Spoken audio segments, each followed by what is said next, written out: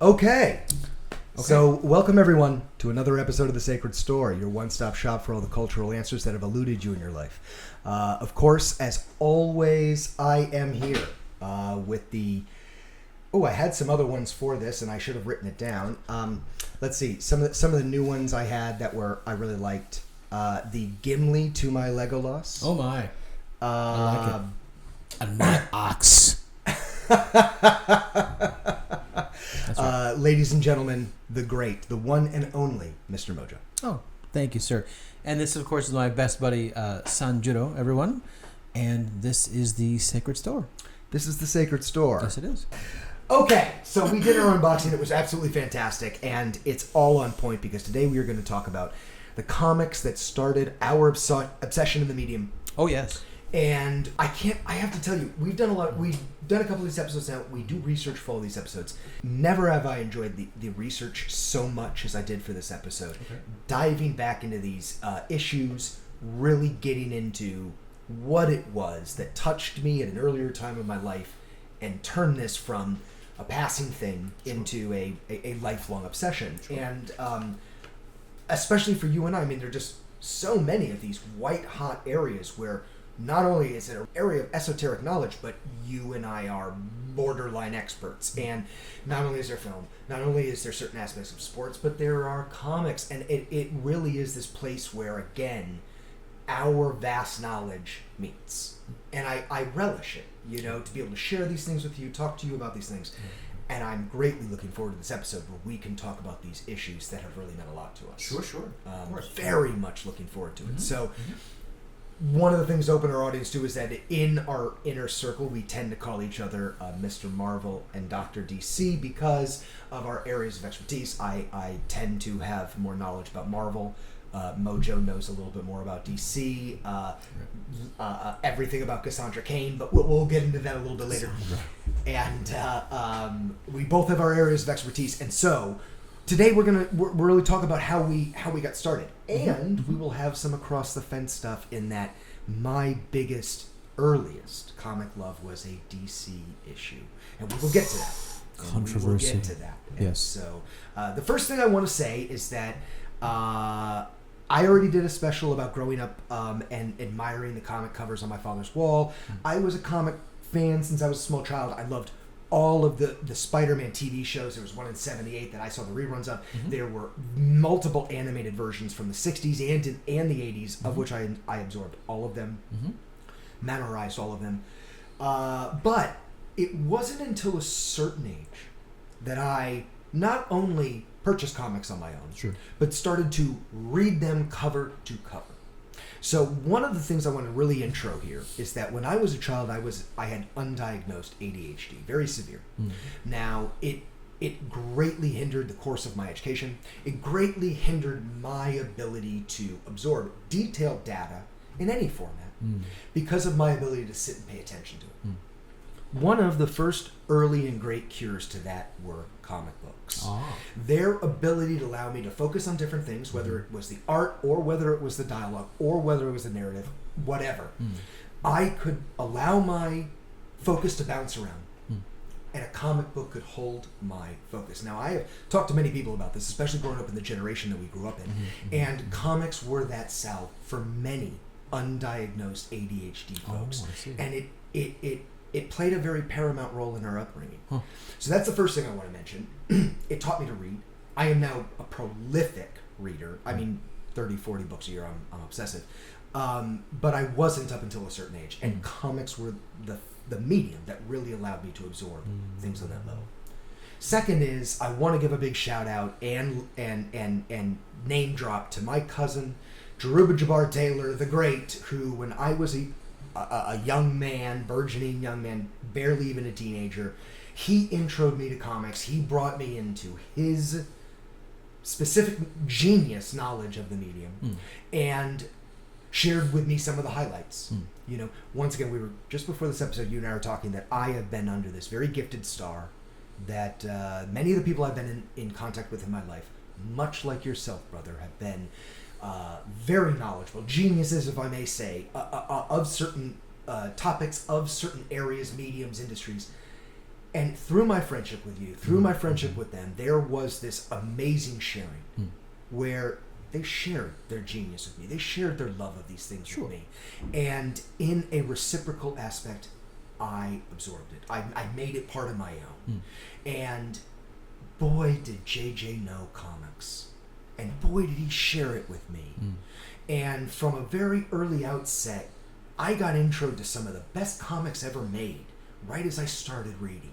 And I want to talk about some of those too. Sure. It just really started me off strong. So, since we have issues listed, and we're going to get to those, I'm going to start listing mine off because at the end of mine, it intros directly into yours. And I don't want to be past the 30-minute mark by the time we hand it over to your list. So, what I am going to start with is that, obviously, I'm a Spider-Man guy. From my earliest age, there was just something, whether it was the outfit, whether it was the abilities, whether it was just Peter Parker's general everyman attitude. I'm not really sure what exactly it was that drove me so. Maybe it was a combination of all of it. But from my earliest outset, no superhero spoke to me such as Spider-Man. Okay, so one of the first issues I want to talk about is Amazing Spider-Man. I was a fan over a very, very long period of time. I would frequent multiple comic stores, of which the only one I'm going to give a shout out this time is Dr. Comics and Mr. Games, that is on Piedmont Avenue here in Oakland. Beloved institution that I've been going to in my entire life, even as I was looking through issues for this episode, pulling out issues and reading them. On the back card of many of the issues I had is their stamp showing I bought it from their store. Nice. And so it just goes to show that shout out to them, much love from the Bay Area to them. You guys are part of my childhood, part of my entire comic obsession. Much love and much appreciation. So from an early age, I was collecting Amazing Spider-Man and multiple standout mini stories were the ones I wanted to bring here. Rather than just saying, hey, I like a title. I wanted to talk about some really specific issues and talk about some specific storylines that really stood out for me. So one of the first, and so my first one is Amazing Spider-Man 280 through 281, which is where Tom DeFalco and wrote it, art by Rob Friends, and they introduced the Sinister Syndicate, which is not the Sinister Six. It is a whole other set of Spider-Man bad guys. What's the difference? It's a whole other set of guys. 5, not 6. And the only real mainstay in the Syndicate is the Rhino. Okay. The others are all fringe guys. The Beetle, Speed Demon, Hydro Man, and Boomerang. So it's nothing like the heavy hitters that are in the Sinister Six. To remind our audience, Sinister Six, of course, is all the big Spider-Man hitters. It's Doc Ock, Mysterio, Vulture, Electro, Sandman, and Hobgoblin. Right. I'm sorry, I need my notes for that. I do know all of these things, but if I had to list them from memory, it would be really, really slow and tedious. It's okay. Revisiting those, that early issue, a couple of issues, really made me fall in love with Spider-Man fighting a group. Because one guy, Spider-Man toys with. But when he fights with a group, it kind of reverses that dynamic. And suddenly, Peter, who has all the answers, is now kind of getting toyed with himself. And so I really, really love those first early issues. Really made Spidey very fallible for me. That was also part of the original Alien suit saga. And so he was black in that in those early issues. I love that entire storyline. But I specifically like this part where he fights the Sinister Syndicate and has to use parts of the suit in order to defeat them and get out of that. But followed not all that far, but still Amazing Spider-Man. In 1989, some of Todd McFarlane's earliest work is a little mini story. It was a mini story in his run for Spider-Man and part of how he cut his teeth. That was called the Assassin Nation Plot, 2 different words, and it has some really early strong work by McFarlane where great frames of Cap. Right. Hopefully I can get some of those scanned. They're absolutely beautiful. But he brings in the Silver Sable. Spider-Man fights with a lot of beautiful women, either against or with a lot of beautiful women. I'll be honest. I don't know if I was Spider-Man or Mary Jane Parker would have ever made it. Black Cat probably would have kicked her out of bed a long time ago, if not the Silver Sable who was in this sub-story. I'm just saying, I'm just saying, I have a thing for women in costume, it's the truth. So Even then, Galore. not all that far back down the series, new artist, McFarlane had moved on. Marvel had already given him the new Spider-Man call-out, just Spider-Man, which he took from episode 1 through episode, I want to say it was like 9 or 10 before he left for Image. Right. But he covered the first 10, and they were magnificent. They were. I have all of them. Yes. And that story run was really good. But at that time, they then gave Spider-Man to Eric Larson, who came in and actually batted really well, played really well at The Amazing Spider-Man. And he had a sub-story there called The Return of the Sinister Six. That's fantastic. Now, this is the Spider-Man title, not the ASM, but the Spider-Man title, right? Well, it's back and forth. Because I'm still on Amazing Spider-Man, but what I'm saying is Todd McFarlane had already moved on. Right.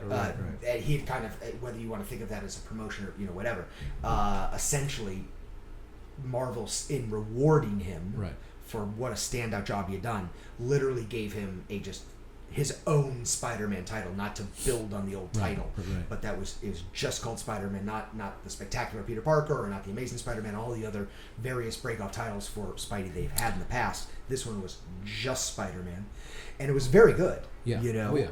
But right at that same time, they gave Amazing Spider-Man to Eric Larson, and he did a little sub-story called Return of the Sinister Six, which was the first time the original Sinister Six had been featured in a long time.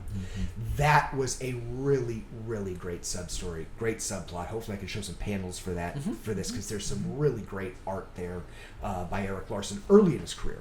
Sure. So here's where this really turns on a dime. That's so fascinating, because, again, as I said, right at the time, McFarlane's doing Spider-Man 1 through 10. Well, he left for Image. Right. Offered more money, offered more creative freedom. We all know that story. Todd McFarlane leaves Marvel, and so Eric Larson, who had been doing Amazing Spider-Man, why doesn't he just immediately step right up and do the remaining issues of Spider-Man? Sure. They gave him another story, number 18 through 23 of just Spider-Man. That this one's, not that they're thinking too hard about these titles. Last one was Return of the Sinister Six. This is the Revenge of the Sinister Six. Yes. Title not too original, but this story is a call-out.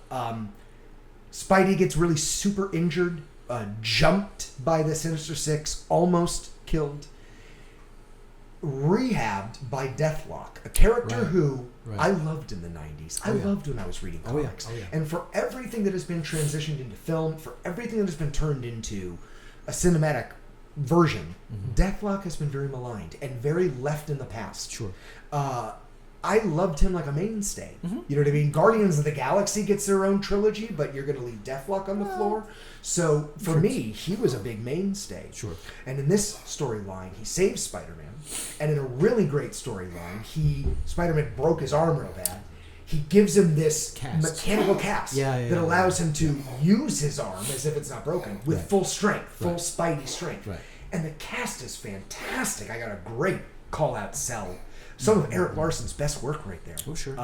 And kudos to Eric Larson. I got to admit, from all of my favorite artists in the 90s, and I have several of them, I think Eric is very overlooked. Everyone mentions Rob.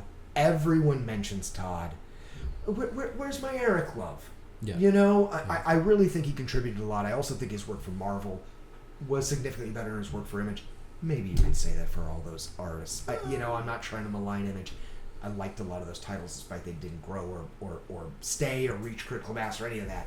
Not trying to rip on them, but I'm a Marvel guy. I still appreciate the titles they wrote for Marvel. I still appreciate their legacy to that canon, and as a result, I think they're overlooked, and underappreciated. And Eric Larson's contributions are really great. Now Larson was Savage Dragon, correct? Yeah. Okay.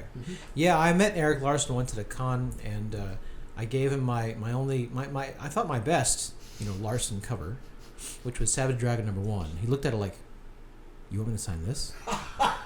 This really? Of all my work, this one?" I mean, I didn't read Savage Dragon, but it was it was #1, and I figured it was a good issue to get signed, and I recall from that Spider-Man run a great cover by Larson. It's Spider-Man and Beast flying through the air, in this yellow like background. I'm sure you can find it. It's Sure. really, really cool looking. Sure. And I'm pretty sure that was Larson. Oh, okay. Yeah.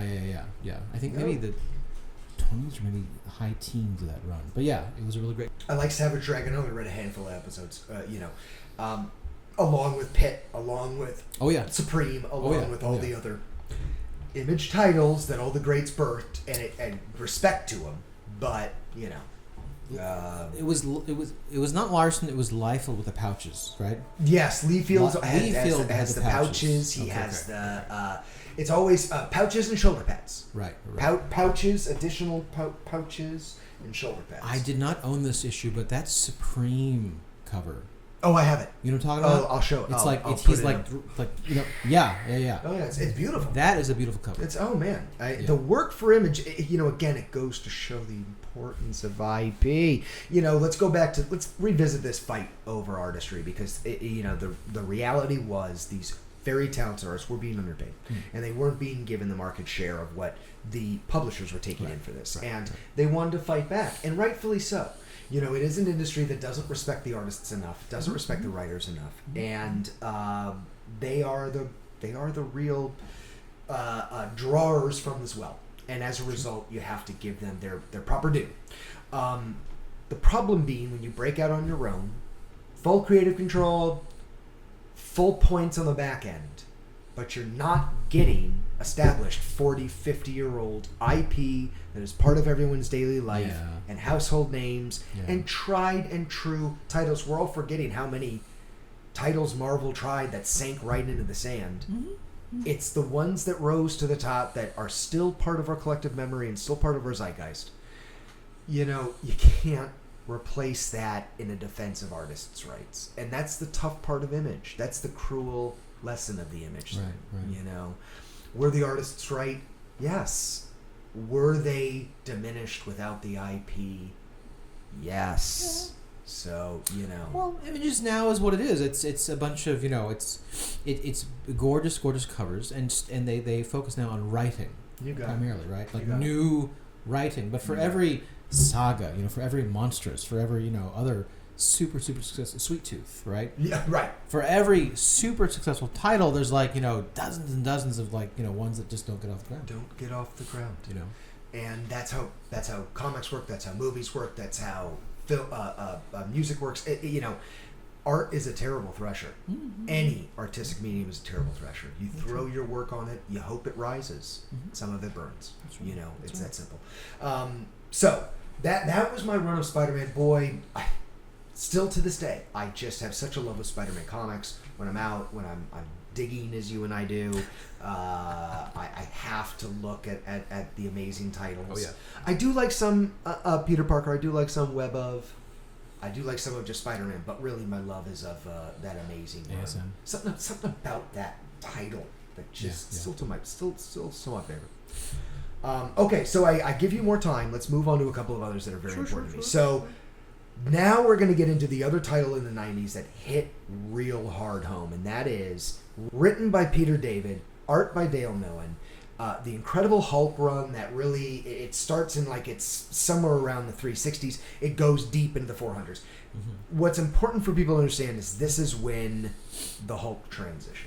For 30 years, since the creation by Stan Lee in the 60s, the Hulk had been this very one-dimensional character that is the ultimate brawn versus the ultimate brains. He can never be the two at once. And for anyone dealing with him, it is about dealing with the dichotomy between the two. Sure. In the early 90s, this writer and this artist, David and Millen, created this line where, through a crisis, a psychological crisis, Hulk had to, through the help of a man named Doc Samson, who was not unlike Doctor Strange. They don't practice in the same mystic arts, but they also aren't totally dissimilar. Okay.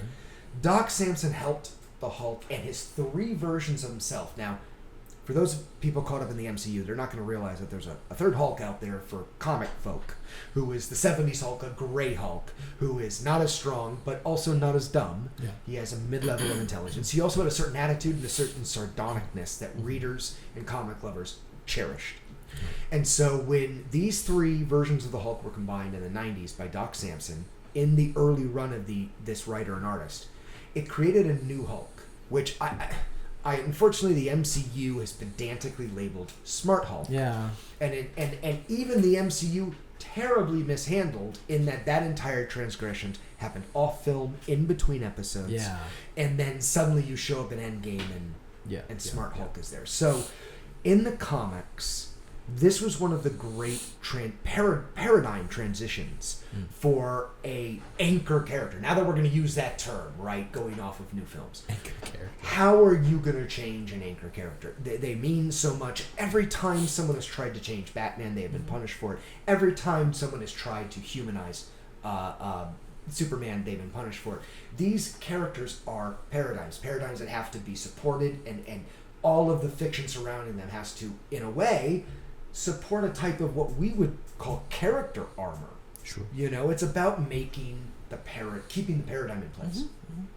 So that the fact in the 90s that Peter David and Dale Nolan decided we're going to combine all the Hulks was a radical idea. Now, two things needed to happen. One, the audience needed to accept how it turned out, but more importantly, it was how are you going to handle this? And for a character that was so based on abuse, a character that was based on damage taken in childhood, obviously it would have to be a very therapeutic thing. It would have to be in the same way someone achieves psychological healing through therapy. The Hulk would have to do the same, and that's what this issue was. And it's 377 through 379. They're three of my all-time favorite issues of any title ever.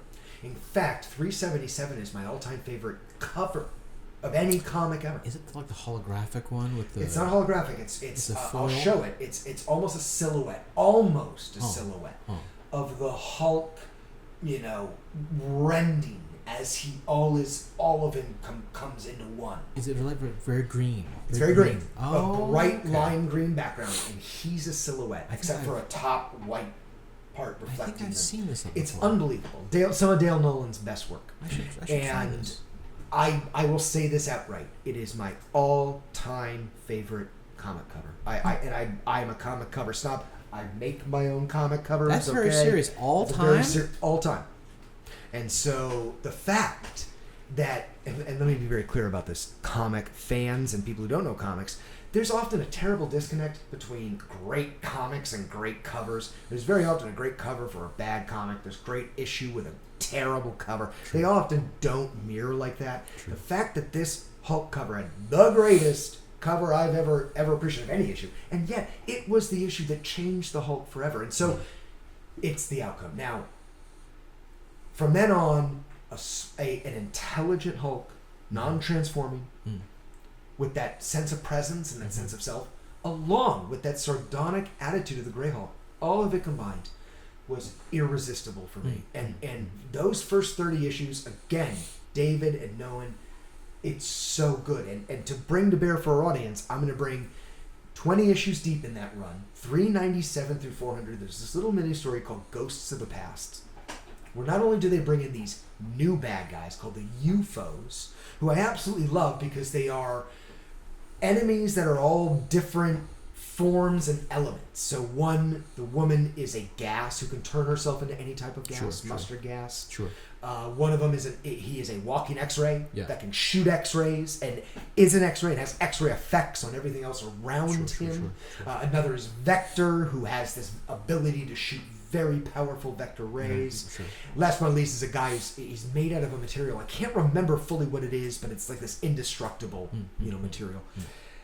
And the UFOs were the perfect enemies for this new intelligent scientific Hulk, who literally beat them with a scientific understanding of chemistry, a scientific understanding of light rays, and not the sheer strength. And from that moment on, I was addicted to this new version of Hulk. And let me tell you, I wasn't the only one.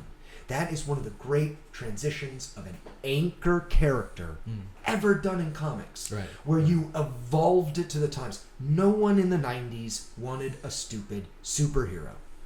Puny humans who, no one wanted that anymore. May have worked for the 60s when that kind of shtick was real thick, but by the 90s, it was just obsolete. And those two great comic artists, writer and artist alike, brought the Hulk in, not only into the 90s, but into the 21st century and beyond. And to this day, it's really funny to say that, but past transformation, I might say the Hulk's my favorite character. Interesting. Might have taken that from Spidey. Huh. That's how much I love that. Huh. You know, really meant a lot to me. We're gonna cover a couple of others before we get to my great final opus. Sure. But I do want to get into X-Force 1 through 12. Oh yeah. Rob Liefeld's true masterwork. He obviously cut his teeth on New Mutants. Everyone had fallen in love with that. I have a couple of those. I have Cable's first appearance in several of those. They're good. Liefeld's work in those are really good. But when he gets to X-Force, he finds a new stride. Right. A confidence, an ownership. This is my title. Marvel's given me this. I'm going to run with it. And my goodness, did he. And it's good. If you, as an audience, if you are comic people and you haven't reread the first 12 X-Force, you are missing out. I think that a lot of people bought it but didn't read it because it was encased in plastic, as I recall. The first issue, it came with a trading card, I believe. That's correct. Yeah. That's right. I still have that sealed. Of course, and you should. That's right. Yeah. That's right. It did. You're right. Contain Deadpool's second appearance. That's right. Issue number 2. Right. I'm still looking for Deadpool number 1. I should find that. It's tough. And then everyone was so in love with that glimpse because of his look. He had this look that everyone loved. Yeah. I don't even think he said anything in that first episode. But what I did notice is that issue 2, which I do own, right in the tag, they say Deadpool's back. Right. So you can see there was an audience clamor. There was a demand to bring him back from the immediate. Oh yeah. Which is great. So yes, X-Force 1 through 12, very big. Getting into single issues, I already talked about Hulk 377. The last single issue I want to talk about, which was very influential to me as a child, was the Infinity Gauntlet series. Jim Starlin written, George Perez art. Magnificent. Issue number 1, Infinity Gauntlet is one of the best covers in the history of Marvel. George Perez. The gauntlet. The gauntlet with Thanos' the face things going off, and and then each one creates a little sub window. Yeah. I own it, so I'll have a scan of that. I'll have a scan of some panels inside too. Very, very strong. But it is issue 4. From that, it's a 6-issue miniseries that covered the Infinity Gauntlet. Issue 4 is up there with my most read comic of all time. Not only when I got it, to blow my wig back, but it created this pattern where I would reread it for a while it was once a day, but then it was about once a week. I just would revisit like a program, And in it, all of the Marvel superheroes combine to attack Thanos. The storyline does not match the MCU, so if you don't know the comics, it's nothing like the films. The film's great, and they rewrote the films properly. I have no problem with how Infinity Gauntlet and Endgame play out. But they're very different from what is in the Infinity Doesn't Gauntlet. Thanos kill a bunch of heroes? Kills them all. And some of God. them quite brutally. That's right. And he starts the fight by... He does all of this to impress Lady Death. See, one of the things that's very different is, in the MCU, they make Thanos this guy who's all about balance and equity. In the comics, he is this murderous sicko who is in love with the goddess of death. That's right. And he wants to woo her. He wants her. He wants them to be partners in crime. So, as I recall, she wants nothing to do with them. She wants nothing to do with him. So he gets the glove and snaps his fingers, killing half of the universe to fill her coffers with dead people to impress her. Not to right the balances of the universe. Not to make sure planets don't starve to death. That was all added later. She's just a skeleton in a robe, man. She's gross. She's not like Silver Sable or Black Cat. No. She's like just a skeleton. She's pretty gross. Yeah. And so, all of the superheroes unite. They all decide we're going to take the glove away from them. Sure. But in order to impress Lady Death, he decides he's going to weaken himself tremendously. And he doesn't use three. I thought it was 3 of the stones. I reread a synopsis recently that told me it was only the Power Stone, but I don't think that's true. Okay. I think he alleviated 3 of the stones, which was the Time Stone, Reality Stone, and one of the Soul Stone, which would only have left him power or energy to make it a semi-fair fight. Okay. Because obviously an individual who can control time cannot lose. So he robs himself of these abilities and decides to enter the arena and fight the Marvel cavalcade. And it's amazing. Mm-hmm. Vision twice ambushes him from behind, growing out of the floor. The second time, as Thanos waits for it, he just turns and just rips all the circuitry right out of Vision's chest. Hulk, he turns into a little minuscule guy and steps on him. Oh. Wolverine, he turns all his adamantium metal into rubber. Oh. And throws him deep into space. Oh, that's so weird. It's He's had worse. It's interesting. Namor and She-Hulk get the jump on him, and he throws this little patch onto them that grows and grows and grows till it envelops them and kills them. Oh no! And neither of them can rip it off. Oh, trying, poor She-Hulk. Oh, that makes me sad. Rough death. That makes me sad. So Thor almost wins the fight by pummeling Thanos with Mjolnir. Yeah. And at the moment, he throws Mjolnir as a final blow, and Thanos teleports it away. So now this is the comic book Thor, folks, which means he's about to turn back into immortal within 60 seconds of being away from his hammer. Right, that's right. So in that 60 seconds, Thor decides he's going to try and kill Thanos. So he just starts pummeling him. Just like to try and close the battle in 60 seconds. Right. And it doesn't work. He transforms into a mortal. Thanos just pushes him away, and he suffocates in space. Oh my God, he kills Thor. Yeah. He shatters Captain America's shield. Cap is the last to fight him, right, and almost wins. And he, Thanos makes the stone come out and hold Cap's legs. Yeah. Because Cap, is too elusive. Yeah. And he hits Cap with the gauntlet, and it shatters the shield. Wow. It's great, and Thanos just wipes it away. It is one of my all-time favorite comics. Wow. It is amazing. The imagery, the ideas, it was amazing. I loved it. I loved it. Read it a million times. Well, now I gotta read it. And so now we're going to get to the comic that had the largest effect on me, the comic that to this day still holds gems for me. When I read it, when I reopen it, when I decide. Sure. It's not a Marvel comic at all. It is maybe the greatest comic of the 90s. 80s, maybe the greatest comic ever written, maybe. Frank Miller's The Dark Knight Returns. Again, 1990, it had been out for a year. It was released in multiple issues. Sure. My cousin JJ told me, Michael, you're going to get into comics, you got to read the greatest comic ever written. And it's this comic called The Dark Knight Returns. And we were on a trip to Tahoe, he and I together. I'm going to show a photo of that.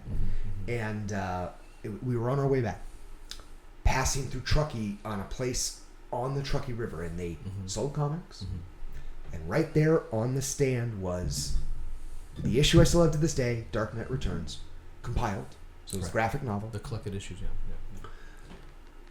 And from the moment I bought it, I read it getting car sick on the way home.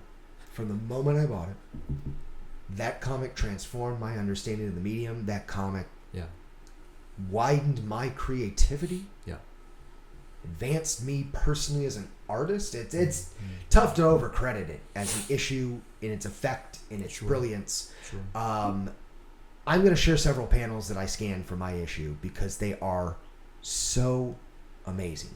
Right. Now, I am also almost equally as big of a fan of Year One, which is technically its sequel, but it's also a prequel.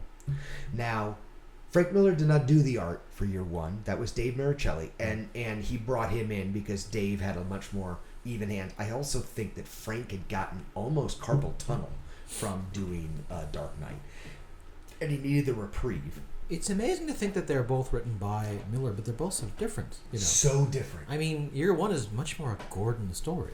Gordon's story also it's so gentle and paced. Yeah. Versus The Dark Knight. It's dystopian, man. It's so dystopian and so edgy, and the mutants. You and I were talking how they constantly discuss RAPE all the time, and there's this constant threat of that from these violent gangsters. Oh yeah.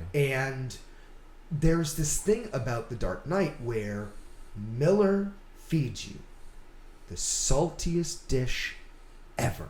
Mm-hmm. And he has you lap it up before he gives you the cool, citrusy water of Batman. Mm-hmm. Before he alleviates your thirst. Right. You are so ready for someone like his version of Bruce Wayne. Sure. To come in and you want to use the word justice. That might not really be the word. Might be retribution. It might be who knows. Right. But it might simply be a karmic rebalancing. You want it. You're desperate for it. And when now, for people who don't know, at the start of the storyline, Bruce Wayne has been retired for 10 years. Sure. And has to come back into action because Gotham has literally deteriorated into almost anarchy. Yeah. There are these people called the mutants who are essentially a neo-cyberpunk group, Western version a la Akira, who are causing mayhem throughout the city to the point where they are almost on a paramilitary takeover of Gotham. When I read this as a middle schooler, I thought these were like aliens or like creatures. I didn't realize they were teenagers. Mm-hmm. These are teenagers who look like alien creatures. Well, they skinheads with the spikes and the glasses. But also, Miller invented a language for them. Yeah, he did. A colloquialism that still sits on its own. Like, even when I read it now, it's so funny. It stood on its own, then it stands on its own now. It's not as if it aged where, you read a lot of faux colloquialisms from the 80s. You read them now, they don't age well. Chicken legs?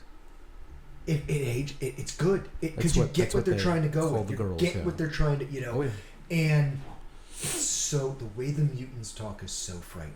Oh, yeah. So like you were discussing, one of my favorite parts is where, before Bruce comes out of retirement in the very beginning of the issue, he has this moment where he walks the streets as an old man, 65-year-old man, normal dress, no costume. And he's walking some of the more dire parts of Gotham. And sure enough, he gets jumped by a couple of mutants. And he's so lost in his own thoughts, in his own narrative of how much he has failed the city and how much he has let it rot to this point. He's almost not even aware of them. And they're contemplating killing him to steal his stuff. Right. You don't see them. You hear their narrative off screen, but you see Bruce under this street light, almost like a spotlight. Right. And he's having a breakdown. Like, he's just having a breakdown of dealing with what Gotham has become.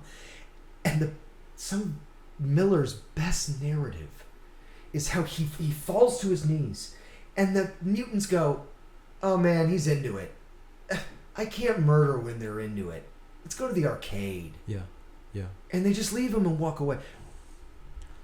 Hey, look, post 21st century, certain comics and narrative like that might be really in place, but in the 80s, in a DC Batman comic, that's so advanced for the type of adversary you're facing. Yeah. That's like there's a Joker on every street corner. Right. And so well said, so well written, and you're just so ready. Bruce, put the suit back on. It was a very, very cinematic scene, as I recall. And I remember reading this, and I could hear the scene. Like, as the panel gets closer and closer to his face, as he's like, stressing out over what's going to happen. He has a melt. I can hear the pounding in his ears, the blood coursing through his brain. I could hear it as if I was watching a film. Yes. Of course, it's not audio, but it's very, very powerful. That's how strong Miller's work is here. Oh, yeah. And also, it's a structure. The way he does the narrative, the way he does the television vignettes. Oh, I love it. I will show They're several of those. so 80s. So 80s. These individuals, talking heads on TV, who are giving these op-ed opinions of things that are happening, representing both radical sides. You know, again, Miller is very conservative and he likes to rail against liberals. But you read that closely, both sides are very lampooned. Both the liberals and the conservatives go radical with what they share on TV. Oh, yeah. Both are part of the problem. They're not part of the solution. And again, it's part of the sodium, the high level of sodium that Miller gives you in this narrative that you're just waiting for the drink of water. It reminds me, there's another panel where Batman he's already put on the costume again, and he's chasing a guy he thinks is Harvey Dent, who's been healed. That's right. Right? His face is fully formed as a human, right? That's right. Bald human, but a human, Bald human, right? Yes. So finally, they crash in this building, and he says, damn you, Batman, at least both halves are the same, right? And then the next panel, it's him fully as a monster. Yeah, that's right. And it goes back to reality. Because it's how what you're seeing in that panel is how Harvey still sees himself. It's so... And it switches back and forth between Harvey, how he actually looks because he's fixed now, versus how he will always see himself. Yes, it's so cinematic. It was just gorgeous, man. Yeah, some of Miller's best work. I mean, is Miller's best work, but it's Citizen Kane of comic books. It's So The Dark Knight Returns, to this day, I even reread it recently, and in my adulthood, I had made the mistake of kind of elevating year one above it. With the recent rereading, I have readjusted that. Well, I see them as the New Hope and Empire Strikes Back. One can't play without the other. One is useless without the other. Right. And yet, very difficult to say one's better than the other. Well, as I said, year one is really a Gordon story. It really is like a police procedural. Almost, oh, it is. Yes. And it's a Batman story that's quite unusual for the time. Yes. Because Batman's being invented. Yeah. He doesn't exist until about midway through the story. Right. And as a result, you have to base the narrative on something else. And it is about Gordon dealing with the politics, a transfer from Chicago, was it not? Yes. His wife gets pregnant, and Sarah Essen. The one of the greatest sequences ever written by Miller or in any Batman comic is where Gordon's son is kidnapped, and Batman. Un-Batman. He doesn't have time to put the suit on. He's aware of what's happening, right? And he can only get his bike outfit on. So he's wearing armor, right? But he's dressed like a biker, and he has his helmet, and he has to pursue the situation in that guise. And Gordon, desperate to get his kidnapped child, baby, no glasses, chases these assailants. And they're, of course, trying to get leverage over Gordon because he won't take bribes. And as he elevates in the Gotham Police Department, he is disrupting the entire power structure and especially the bribery infrastructure that's put in place. So they think that they're going to get leverage off of him by kidnapping his kid. Right. Well, they don't realize that they're dealing with Gordon's quite hands-on. And so he chases them to a bridge and he hits the car he's pursuing on the bridge. They crash. So the kidnappers get out with his kid, and he, with no glasses, has to assess them. And the one guy holds his child over the edge of the bridge. And Gordon, realizing the situation, takes the shot, and he misses, and the guy drops the child. Yeah. So Bruce, coming late to the situation on his bike, and I honestly, it's one of those things I wish I wrote this, he just runs his bike right into the edge of the rail and goes right off. In pursuit of the child. I can see the panel right now. And the way they animate it, the panel by panel as he goes after the child, using his body weight to make up the difference and catch the child before they hit the ground. Yeah. And he turns with his armor.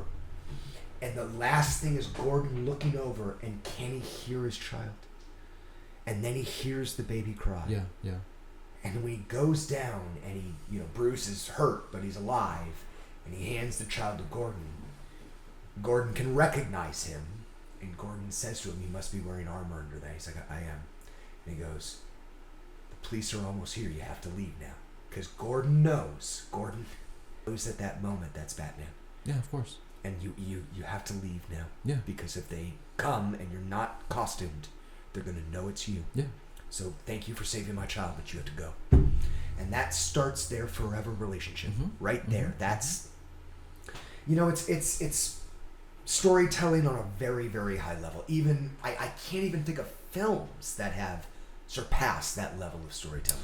It's a very bipolar thing if you think about how much hope there is in that scene of the coming relationship and how bleak a picture Dark Knight Returns is, and yet the same writer. Yes. It takes a man of great talent to write two very, very, very influential stories. About different times. Yeah. Yeah. Very, very interesting. Yes. Exceptionally so. Yes. We are getting to one of what we talked about, of course, influential comic stories and titles from our childhoods, right? Yes. Okay. About this time, after year one, they released. DC decides, hey, we've had DC, we've had Detective Comics. Absolutely. We were talking about post, year one, and the movie, of course, Burton's grand film had come out already. The summer of '89, the summer of Batman. The year of Batman. Yeah. 1989 is one of those years that's very difficult to explain to anybody if they didn't live through it. All the years I've lived, few too many, frankly, but never has a year been dominated, a calendar year been dominated by a single film the way Batman was dominated in 1989. I gotta tell you, this is just fodder for the argument that in terms of DC history, which is really comic book history, excuse me. Yes, it is. The years between Infinite Crisis and Batman, the film, '89, may have been like peak comic book years. They might have been. You know what I'm saying? I mean, the late '80s gave us so many great.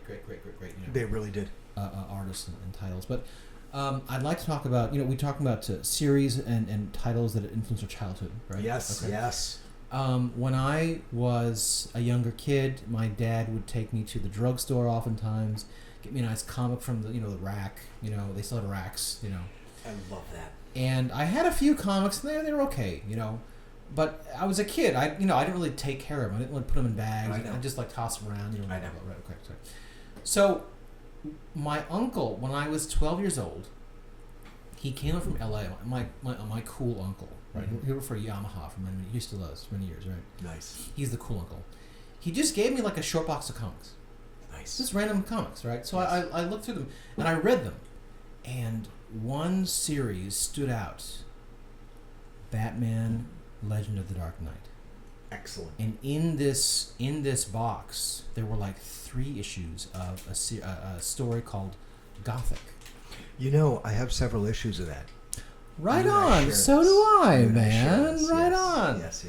So, Gothic is, of course, a 5-part story in this title called Batman: Legends of the Dark Knight, where DC decided, hey, we've had Batman for many, many decades. Of course. We've had Detective Comics for many, many decades. Let's start a new Batman-only title. That's crazy. This was the first Batman-only title after Batman. And totally from the wave of '89, from that popularity. Right. Yes. They realized that, Return of the Dark Knight, being as it is, it's kind of like this out of continuity, weird story, right? So why not make more of these, right? So LOTDK was an anthology Batman series where every 5 or 3 issues, it's by a new creative team. Right. Very nice. So Gothic was the second in this title, and Gothic was headed by Klaus Janson, who did also draw. Yes. Return, right? I believe, right? Yeah. He was the inker. Oh, okay. He was the inker, right. And written by Grant Morrison. Mm-hmm. Very early Grant Morrison. Very talented writer. And it's just creepy, it's a scary ghost/monster story. Yes. Where Batman is put up against this this devilish character from his past. This headmaster, and he was a boy in this Gotham Academy, right? Crazy. Where he had no shadow, and he was immortal. Like Bruce. Love it. Very vampire-ish. Yeah, Bruce once gets caught in the guy's office, and the headmaster's going to basically smack him with a wooden stick, as they did. Sure, back then, they did. And he looks down. Bruce is getting whipped with this stick, and he sees the stick in the air, with no shadow holding it, right? In addition, he sees what he thinks is his buddy's head with red hair, right? Mm-hmm. There's this head in the wastebasket with his red hair. No. You just see the top of the hair, right? In the wastebasket. This is a Batman comic book, man. It's for kids. Crazy. I was reading this and I thought, oh my god, this is not unlike any other Batman story I've ever read before. Yeah. So again, Batman goes up against something supernatural, right? Right. Which is really, really it was just eerie. This story I read. Most certainly. What a start. What a start to this series, right? And that's the same one that doesn't that transition into the Venom? So next, what came after was a kind of reintroduction of Doctor Strange. There's Doctor Strange, who is the Mystic Arts Marvel whatever. Okay. Yeah, right. And then there's Doctor Strange, who is the psychologist who is one of Batman's villains. Oh, I'm sorry, I'm forgetting. Right. Yes, I forget his first name, Doctor Strange. Okay. Of course. So the next story was called Prey, where Strange convinces the other vigilante to go up against the Batman. Okay, that was good too. But Right. very weird. Right. The one after that was a story written by Denny O'Neil, The Great, called Prey, where Batman is trying to save this girl trapped in this underground sewer, and there's this enormous boulder which blocking her from escaping, right? Right. And Batman is unable to lift. Doesn't have the strength. Yeah, doesn't have the strength. The girl dies. Right. From this experience, he is offered this new kind of drug. That's it. From a doctor. Venom. In Santa Prisa, called Venom. Yes. Now, what's very, very interesting is that the character Bane, this is the same drug that he was, using to juice up. Fuels. Right? Yes, fuels him. Bane did not come into existence until 92. So this predated that, yeah. This Venom predates Bane's character. How interesting. So can you imagine a kind of testosterone-filled Batman pumped up by this drug that increases his muscle mass, but also turns into an evil Superman 3 kind of I forgot to surprise you with something. I have something here. What's that? Which is that we both did the research, and one of the things I'm going to feature very strongly here is the fight with the mutant leader that is in Dark Knight Returns. One of the best parts, one of the best panels, maybe in my opinion the greatest fight sequence in comic history. Yeah. If you haven't seen it, it is Batman being humbled. That predates by 4 years the Bane backbreaking. And I'm going to be honest, after having read it recently, I don't know why we all credit that for being so original. Because the mutant, he fights the mutant leader twice. Yeah. And the first is a very bad loss that I'm going to, again, that's the better fight, where we're emphasizing what is the great fight in comic history. The loss is the better fight. Yeah. And I'll show those panels.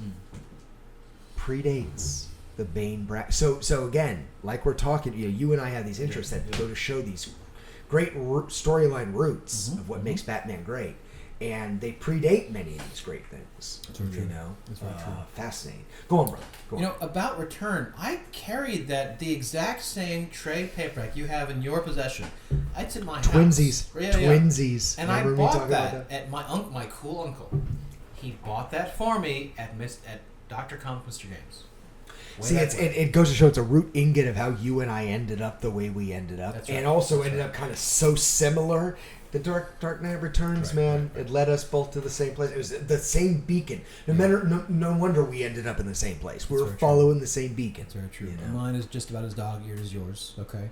Because I brought it to middle school every single day. Every day. And I read it every day. I showed it to everybody. Like, by the way, I was like, have you read this? I handed that around like a Bible. You know? I showed that to my contemporaries. Nobody cared. Nobody cared. They're on the baseball cards. Okay, no one cared about that. Yeah, No one gave a I crap, know. And I myself read it and didn't quite understand, but I knew I was reading something amazing. Okay. One of the things about The Dark Knight, and I'm going to admit this, is that every single time I've read it, I've understood it on a new level. That includes the time I read it up in the loft before this episode. Yes. Every time I have read it, I have found a new layer to it. I found a new way to understand it. I'll be honest, up until probably reading it even 10 years ago, I don't think I understood the whole Superman relationship and the way he... That's handled... Oh, yeah. Dude, like... we could have a whole episode just about that. Yeah. He's handling this crazy Nazi woman. Yeah. Bruno is her name, by the way, because she used to be a man and had a sex change. Is that what it was? Yes, that's what. I never understood the whole tattoo And thing she on has the just huge boobs with the swastika, right? Swastikas over them. Was it a bra? I never understood that. Oh no, those are tattoos. Big naked breast with swastikas. Miller, man. And Miller's nuts. And this woman, the woman's nuts. Like it's if you remember Dolph Lundgren's crazy wife from back in the day, it's that woman on meth, and he drew her, and Batman's tangling with her in the sewers, wearing a disguise as a crazy old woman. I love that disguise. Oh yeah, I'll show a frame of that disguise. Yeah. And one of the great frames I have is where he jumps down on Bruno, and he doesn't think she has time to reload, but she does. Yeah. And she fires on him, and she misses. And he goes, "Lucky old man." Yeah. What a terrible death. Oh yeah. Been. Oh yeah. But right as he's handling her, this blue light just shows up out of nowhere. And it's him. And she gets her guns fried, and she's tangled and all this. But you don't see nothing. Yeah. And Batman takes off his mask and goes, "Don't. You're getting in my way. Meet me. You already cost me hours. Meet me over here tomorrow, and we'll have a talk. Until then, can you get out of my hair?" Oh man, that's so good. Oh, that's exactly how I feel about Superman. That's exactly how that dude would enter that situation. That's how I feel about Superman. No one would even see him, and Batman's like, "Man, just get out of here, man." Just you're cramping my style. Oh God, can we talk tomorrow in the park? That is so good. Isn't it great? Yeah. Isn't it great? So, yes, if you got the chance, LOTDK issues 1 through about 30 or so, okay? They're so amazing. Yes. It's one of the few, long series. I had the whole run, thank you. It took many years to get, but I got them all. Okay. digging, okay? So, Mojo's a digger. That's right. Influential. I have not yet completed, funny enough, my Justice League International run. Okay. You love JLI. Man, I loved it before I knew other people loved it. Okay. Sure. Oh, it's beloved now. Well, I did not understand. Big comeback in the modern world. Big comeback. I tell a true story. In 2016, I was in Japan talking to another American English instructor, and I was like, "I'm a big comic fan." "Oh, me too." "Oh, really? What's your favorite run?" "Oh, I'm a big fan of JLI from the late." "JLI? What? I thought that was just me. What do you mean?" Everyone thinks that's just them. Yes. And apparently, this whole One Punch thing was like a big deal to many people. Sasha? Yeah, I has stuff on this. I didn't know this. I had no idea. One Punch Green Lantern. It's hilarious. So yeah, JLI was, Guardians of the Galaxy. I know everyone knows Guardians. Okay, JLI. If there was no JLI, there'd be no Guardians of the Galaxy today. I know. Okay, it was one of the original Justice League comedies. Yeah. JLI came about because Justice League Detroit, right prior to this, with new characters like Vibe and Gypsy and Vixen, right? Love it. Headed by Martian Manhunter. It was not a successful series. It was not. They decided to reset Justice League, get it just... And at that point, nobody cared about Justice League, right? These three guys, Giffen DeMatteis, right? And Giffen DeMatteis... Kevin Maguire, who was the cover artist, and the story editor. I forget his name. However, they all got together and said, "Hey, let's do Justice League." Right. And he's like, "Oh, okay, sure, fine. Just take a bunch of C-list characters. Who cares? Okay, fine. Well, we'll give you Batman, okay? Because he should be there, and he, all these, weirdos. Fills out right? any line. You bring in the Batman. Right. So they stocked it all these C-list heroes, and it became this like hilarious thing where DC just let him just run because it was utterly ridiculous, and no, just do whatever you want. It's okay, right? It's a great series. Yes. Right? Yes. And for years I had collected 1 through I think 60, because 60 is when they got super serious. That series is called Breakdowns, where all the past relationships that were formed are destroyed basically, and Maxwell Lord is fired. He's no longer the funder of the JLI. Okay. Gotcha. And it goes more traditional. They bring in Superman and Hal Jordan and blah blah blah, usual Justice League.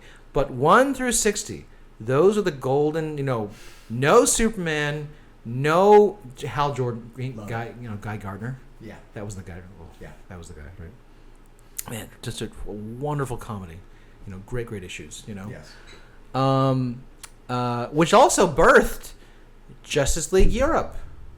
Oh yeah. Yeah. JLE's big. Which was also hilarious. Interesting artwork. Bart Sears did the first 20 issues, right? Yeah. Not everyone's cup of tea, but I mean, for writing, it was fantastic. Truly an international kind of perspective on the Justice League, because at that point they branched out to all countries, Japan and France and even Antarctica. Wow. That was a great issue. That's crazy. Yeah. You gotta read it, man. You gotta read it. So good. But yeah, Justice League, LOTDK. I didn't talk about the character who got me back into comics after a decade and a half. Well, that must be the most important. We may want to save that for another episode. Well, no. At least hint it now, and we'll open it later. Okay. You mentioned your favorite cover, right, of all time. Of course. Right. Okay. I'm thinking my favorite cover of the last 15 years. Okay. At least. Has got to be the Stanley Lau art germ of Cassandra Cain, but not even of a Cassandra Cain title. The title is something like DC's Celebration of Asian Superheroes. Okay. But he makes this like, it's like a painting of Cassandra Cain, no mask. Okay, it's raining. There's a guy in front of her with a knife, and she's like, "Bring it on." I knew that'd be your favorite. She is so gorgeous and such a badass. Guess how many I have with this issue? How many do you have in this issue? Only 3. Well. I need more. Well. It is so gorgeous. I recommend you get it for this episode. Cassandra Cain is my favorite. No one knows this. My favorite DC Comics character of all time. Well, I know this. Well, you know this. Yeah, that's true. That's true. We have planned to do future episodes where we're going to quiz each other on our areas of vast expertise. I will be giving you a very, very detailed Cassandra Cain quiz that you will appreciate and love. No problem. And there will come a day where you will quiz me on the Beatles, and it's going to be pretty nuts. I'll try to figure out some questions for you. Pretty nuts. Well, you have the kid. See, he's already giving me this look. He's giving me this crazy look right now. Nuts questions will come from the kid, and I love it. That's what I need from him. Very true. He's the best. Very true. Now, Sandro, this will not be our last comics episode. Oh God, correct? no. Okay, we're talking about what got us into this. We still have to talk about peaks. We still have to talk about biggest interests. I'll say foremost 2 episodes that I'll be leading are King Jack Kirby, how he really is the founding creative impetus behind Marvel, and then my all-time favorite comic artist, the one that I think has redefined the art, the one who has elevated it even in its modern form, is Alex Ross. Yes. I want to do a whole episode on him, which includes his sub-story for DC, which is Kingdom Come, which is a masterpiece. Oh, yes. And we will get into that. So, many comics ahead. We're not done. This was simply how we got here, and how we became obsessives. And this has been too much fun. It went way too fast. Like, we could have made this episode 2 hours. It's true. And I would have filled it. It's true. Too much stuff for us, so we're definitely going to do many others. Once again, I love how we reference the people who got us into this. Much love to all of those who started our obsession and fire in this beautiful medium. And I love sharing it with you, man. I love sharing the love of comics with you. For those of you out there who think that medium is gone and dead, it is far from it. And those of us who love it, and those of us who live and breathe it, it will always be viable. And here at the Sacred Star, comics are alive and well and always will be. Oh yeah. You know. Thank you for joining us. We will be back next time, whether it's film, comics, esoteric sports aspects. That's right. We cover it all. But the main aspect here at the store is for us to tell you about the culture that is sacred to us. The real magic is finding the culture that is sacred to you. Thank you again for joining us. Come back next time. Thank you. This thing keeps sticking to it every time. Every time it does this thing. It does this, like... All right. That's so good, man. I'll cut that part that you don't.